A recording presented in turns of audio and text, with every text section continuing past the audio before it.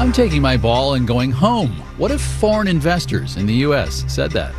Marketplace Morning Report is supported by Bitwarden, a password manager for business designed to enable organizations to spend less time managing passwords and more time managing business. Available at bitwarden.com. I'm David Brancaccio in Los Angeles. With Congress struggling to find spending cuts to offset its evolving plans for a tax cut, there's always the concern about mounting government debt. Investors here and abroad buy that debt, and what would happen if they were to take their investments elsewhere amid all the policy uncertainty here?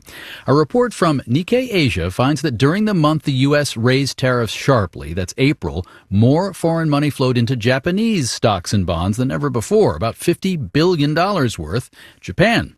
Marketplace's Kimberly Adams explains why. While the U.S. is still considered by most global investors as a safe haven, for many, it's looking a lot less safe than it used to, says Charles Litchfield at the Atlantic Council. There's less interest in dollar-denominated assets, and especially a desire by big investors like central banks and sovereign wealth funds to get out of dollar-denominated assets to an extent and into others.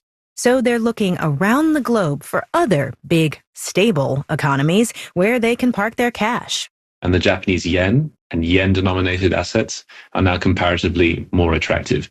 But Japan isn't the only place seeing a boost in investment due to Trump's tariff policies. Charles Bustani is a senior advisor at the National Bureau of Asian Research.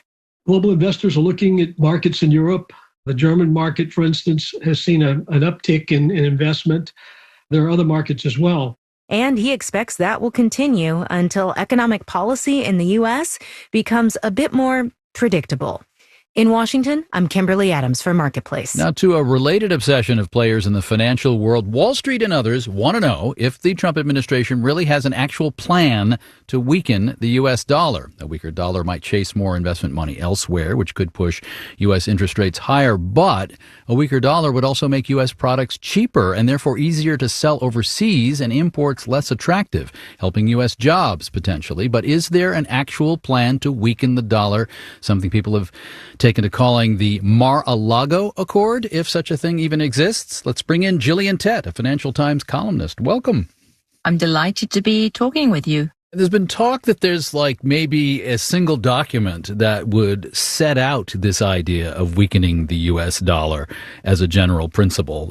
Some called it the Mar-a-Lago Accords. Are you a believer that there's actual a document bound in fine leather that if we could just open it up, we'd really understand what's going on?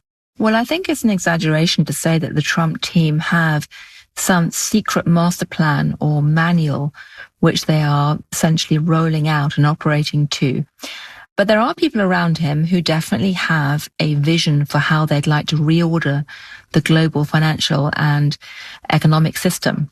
And if you tie together the statements from many other people, you see a pattern, which is that firstly, they want to reorder the global financial and trading system to cut the trade deficit. They want to keep the dollar as a reserve currency because they know that's a source of a lot of their geopolitical power. But they're also questioning whether having constant dollar strength is a good thing or not.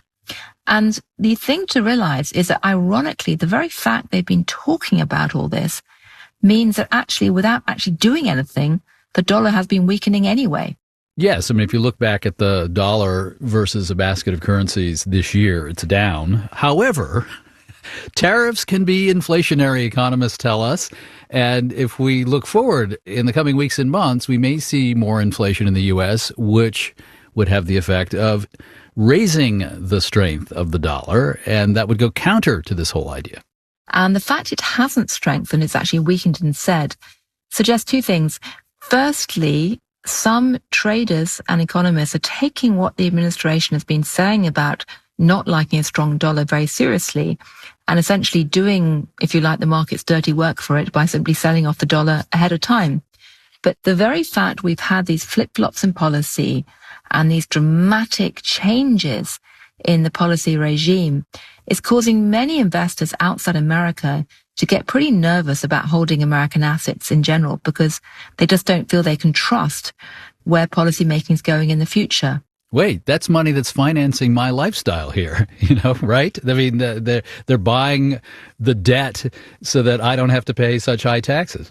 Well, absolutely, because one of the important things to realize about having a reserve currency is the very fact that everyone has to buy the dollar means that money comes into America, they buy lots of American debt, and that keeps the interest rate that's set in the markets, according to investor supply and demand, that keeps the interest rate low, unusually low. Because in most countries in the world, if you had debt as big as America has today, you'd have a much, much higher level of interest rate in the markets because investors would demand compensation for taking the risk that you might default. So if America was ever to lose its status as reserve currency, one thing you would be able to predict is that interest rates in the markets would go up. And that, of course, would affect the price of mortgages and credit card borrowing and things like that. Why we're talking about this. Gillian Tett, Financial Times columnist on the FT's editorial board. Thank you very much. Thank you very much indeed as well. Gillian also gave us a helpful tutorial on why we should care if the U.S. remains the world's reserve currency, it's called. If you missed it on the air, that part of our conversation is now streamable from Marketplace Online. Marketplace Morning Report is supported by WSJ Plus, a news bundle offering global insights and market tools from 4 business and finance publications so readers can explore every angle. And by Total Wine & More, helping shoppers love what they find this summer season at TotalWine.com. Drink responsibly. Be 21. Checking markets after mixed results yesterday. This morning, the indexes are all red, not green. S&P futures are down 0.5%. NASDAQ futures are now down 0.7%. Dow futures are down about 157 points, 0.4%. The benchmark interest rate governing a lot of consumer borrowing, that's the 10-year yield, hasn't been this high since mid-February, 4.51%.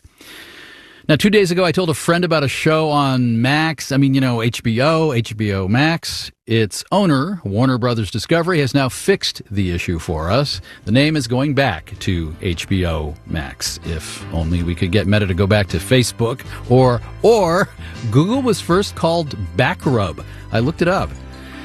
I'm David Brancaccio, Marketplace Morning Report from APM, American Public Media.